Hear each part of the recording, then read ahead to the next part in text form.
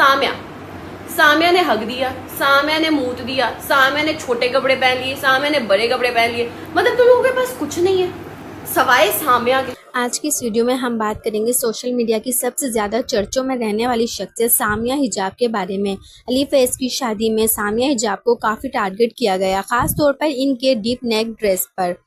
कुछ लोग कह रहे थे कि वो रोज़ डांस करती हैं और फिर शिकायत करती हैं कि लोग इन्हें तनाज़ात में घसीटते हैं, लेकिन इस बार सामिया ने खामोशी रहने के बजाय ज़बरदस्त जवाब दिया, तुम लोगों के दिमाग गंदे हैं, जाके इनका इलाज करो। मुल्क में और भी संजीदा मसाइल है, लेकिन तुम सब सिर्फ मेरे ही पीछे पड़े हो।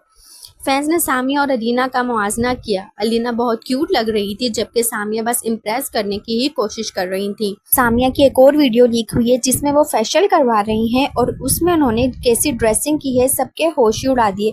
वो बहुत ज़्यादा तनकीद का निशाना बन रही हैं, जबकि सामिया का कहना है कि ये वीडियो मेरी नहीं है, मैं नहीं हूँ। तो नाज़रीन, आपको क्या लगता है, ये सामिया है या नहीं? हमें कमेंट्स में लाजमी बताइएगा।